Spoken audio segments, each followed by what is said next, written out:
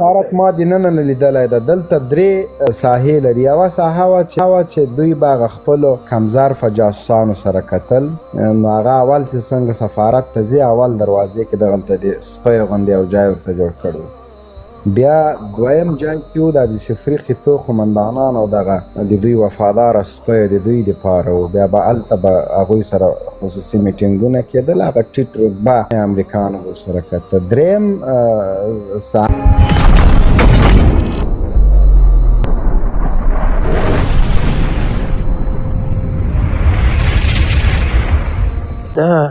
یو واټساپ کې نور سره غږیږم، دا هغه کې مین باکس کې ورولېږو. په خدا چې جنرال صاحب سره جنجال راغله ده، جنرال صاحب دا منافق دی غلطوي چې تا جنجال ورسره راغلی ده. ما باندې قسم ده که مې سلام هم ورسره کړی. زه پېژنم، ده ته ما ویل تا شاهین راپورته کړه چې هغه له ګوډه زه وخو.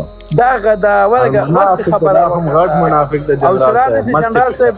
چې دا نسي جنرال صاحب ګوره پرېدې به یم نو دا ما انوایټ ورولېږو دغه او بیا به تا خبر دی. دوه کسان نور دلته راختلي دي. دا څه شی وایي ته د وغږوه.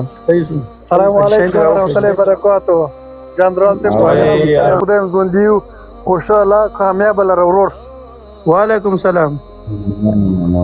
جنرال صاحب محترم، والله چې دغه 3-4 میاشتې کېږي چې لایف زه راځم که نه وایي ته راځې دا څنګه کوشش کوم چې درجیک صاحب ته ما بېرته کته کوې ورور.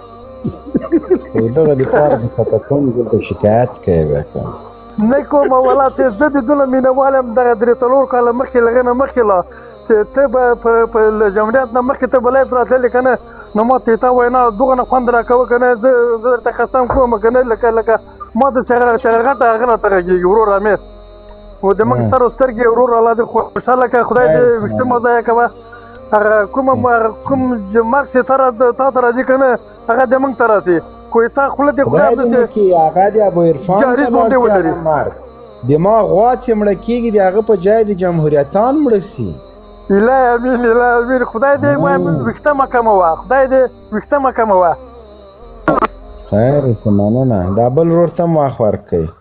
ما پیدا ورور محمد سره کته کوه ورور ډېره مننه. مشکل الله دې خوشحاله کړه. ما یې کوه جنرال صاحب ادم ډېر مینهوال دي کول څه دا اکبین هم راغی دی نو مخکې د اکبین چې زه غواړم دا یو خبره وکړم پیدا. دا فوزیه کوفي نه ده چې دا اوس په کرکټ پسې راغستې ده.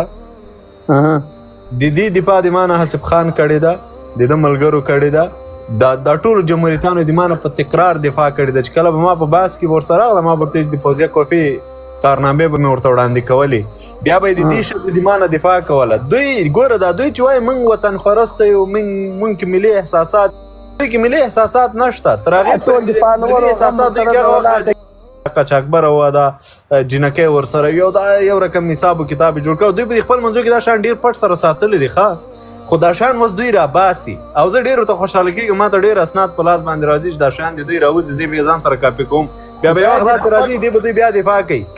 دغلته ګورې د دې فوزیه کوفي 3 کاله تېر شول. فدا یو دکه د فوزیه کوفي 3 کاله تېر شول، ولې د خلکو پسې راجګ نه شول؟ ولې دا ولس ته ایکسپوز نه کړه؟ ولې ولس ته د دې چهره ورښکاره نه کړه؟ ولې تر پرون ورځې پورې تر د تېرې هفتې پورې د همدې فوزیه کوفي لارویان وو، هغه هم جمهوریت غواړي، تم جمهوریت غواړي، فوزیه کوفي هم جمهوریت ته لوبي کوي، تم جمهوریت ته لوبي کوي. د تا او د فوزیه کوفي ماته فرق چی شه ده؟ نن ورځ بیا چې ته د هغې خلاف کېږي، بیا هغې پسې کیسي، بیا هغه تا پسې کیسي. د دوی دغه داسې یعنې زه قسم داسې ورته حق حیران یم چې دوی څنګه نه ستړېږي په دې بې هدفه مبارزه کې. چېشته دوی خوشحاله دي، یعنې دوی ته په لاس باندې ډېر چی شی ورځي. دوی باندې دغسې یو څوک خدای پاک اړوله ده.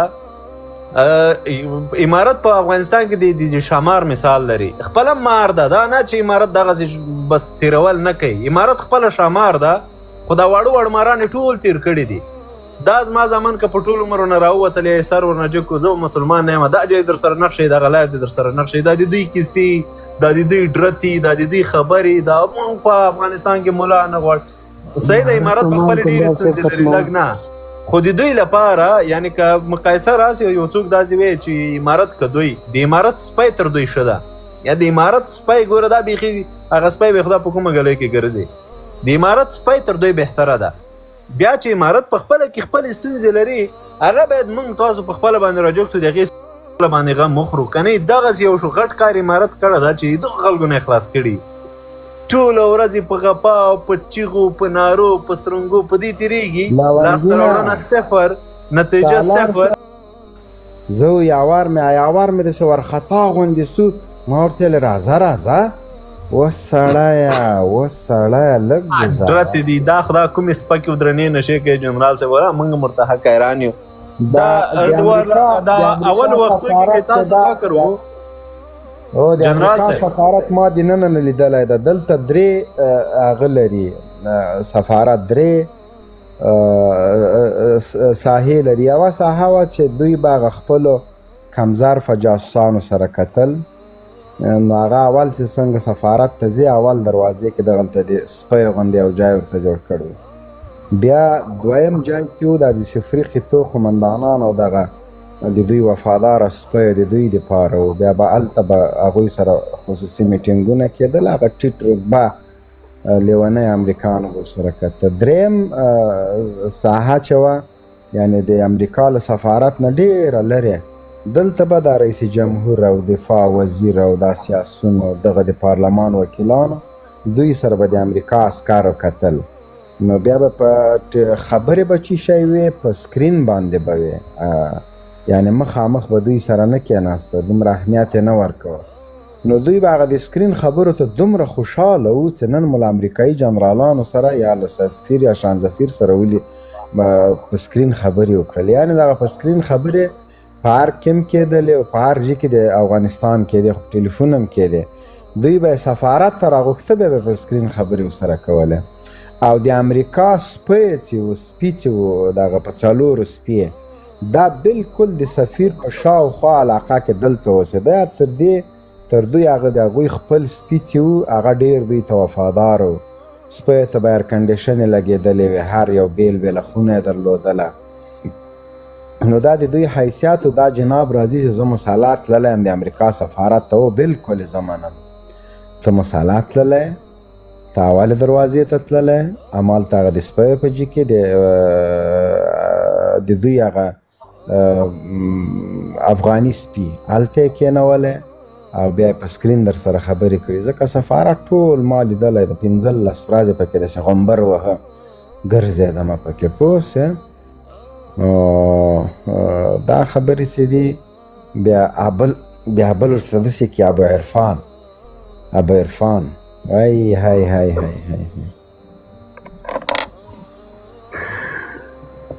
جنرال صاحب ابو عرفان نه پرېږدي منې کوي پرېږدي ابو عرفان خو څه هغه ښځه اوس پیدا سي شیخ چیرې د شیخ سټک د بیخي ورک د نه پېږم غریب ولا پرون مې خوا ورته بده سوه غریب مزدوري کوي تک تور ویډیو کړې وه محنت کشه وړکی ده که هره کم ده خو محنت یې ماته خوند راکوي ولې هره کم ده که نر سړی ده غازي سړی ده نه ډېر هغه د خالد لیګ له خولې پر چا وه ده بس نور ډېر عقیدوي سړی یو زمری نه ورته ولې زه خبر سویم د مبارزینو په سارې پیسې اخیستې دي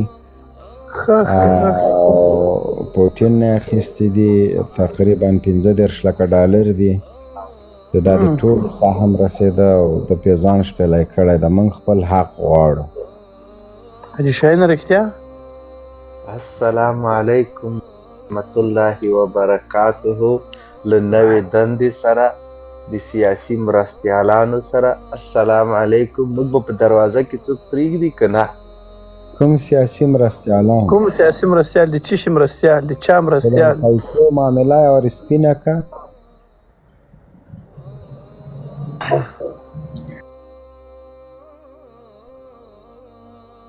ولا نن مې یو پوسټ ولید پوسټ الله دې پکې خیر واچي بیا شاین خو ملي احساس لري دی وایي چې دغه دی د وظیفو معیار باید معلوم سي چې وټاکل کېږي زړه یې د نن لخوا نه خوږېږي خو په څېره څه ویلی نه شي دا لږ ډار جنرال صاحب خوب است